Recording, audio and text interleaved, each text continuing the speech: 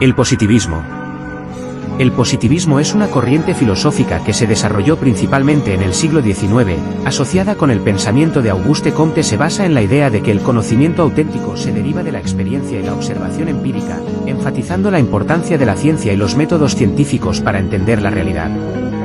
Comte creía que la sociedad podría progresar a través de la ciencia, organizando el conocimiento en un orden jerárquico que va desde las ciencias más simples a las más complejas. Defendió el método científico como el único método posible para obtener conocimiento válido, independientemente del tipo de ciencia del que se tratara. Criticó y se alejó de cualquier forma de metafísica, subjetivismo o consideraciones que no fueran objetivas en términos empíricos. Su propósito central fue explicar causalmente los fenómenos del universo a través de la formulación de leyes generales y universales. La filosofía escolástica es una corriente la cual tuvo su auge durante la Edad Media. Se caracteriza por su enfoque en conciliar la fe cristiana con la razón no como contrarias, sino como complementarias, junto con la estructuración del conocimiento, además de los elementos que toma de la filosofía griega, como el método dialéctico, el cual consiste en plantear preguntas, examinar diferentes puntos de vista y llegar a una conclusión lógica, o el dualismo del mundo de Platón. Esta corriente tuvo un gran impacto en la educación y la percepción de la religión. Algunas figuras claves son San Anselmo, conocido por su argumento ontológico para la existencia de Dios; Duns Scoto, quien introdujo el concepto de voluntad divina; o Santo Tomás de Aquino con su obra más famosa, Summa Theologica. Esta corriente sentó las bases para el pensamiento moderno en distintos aspectos como la teología y la ética, aunque fue eclipsada por el Renacimiento. Centra perspectiva teórica y un método de análisis y síntesis socioeconómico de la realidad y la historia, que considera las relaciones de clase y el conflicto social utilizando una interpretación materialista del desarrollo histórico en una interpretación materialista de la historia, y en el desarrollo material de las formaciones sociales. Una perspectiva dialéctica del cambio social y un análisis crítico del capitalismo y su transformación, se creó en el siglo XIX, a raíz de la popularización de las ideas de Marx y Engels. Estos se inspiraban en las distintas corrientes socialistas anteriores, conocidas a partir de entonces como socialismo utópico, ya que Engels acuñó para la perspectiva marxista el término socialismo científico.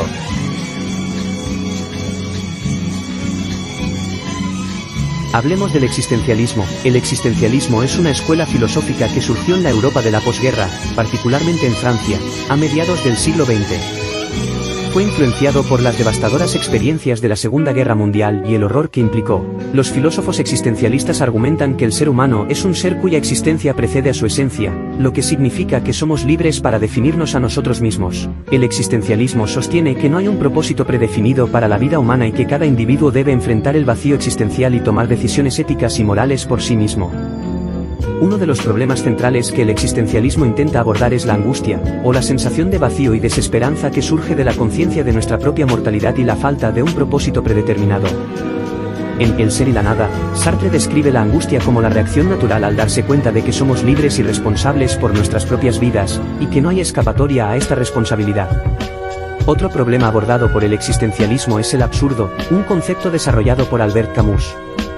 El absurdo surge de la conciencia de que la vida es intrínsecamente sin sentido, dado que no hay un propósito o razón última para la existencia. Sin embargo, en lugar de dejarse abatir por este absurdo, Camus argumenta que debemos enfrentarlo y vivir de manera consciente y auténtica, aceptando el absurdo como parte de la condición humana.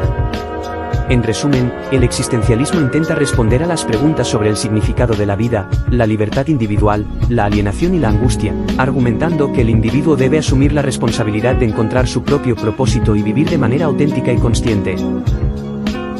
El posmodernismo se caracteriza por cuestionar las grandes narrativas, la verdad objetiva y la idea de progreso lineal que caracterizaban al pensamiento moderno. Postula que no existen verdades absolutas y que las realidades son relativas, influenciadas por contextos culturales, históricos y sociales. De igual manera, enfatiza la diversidad, la fragmentación y la multiplicidad de interpretaciones en lugar de buscar una verdad única y universal.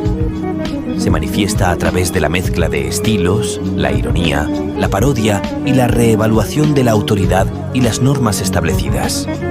rechaza la idea de una cultura homogénea y promueve la hibridación cultural y la celebración de la diversidad.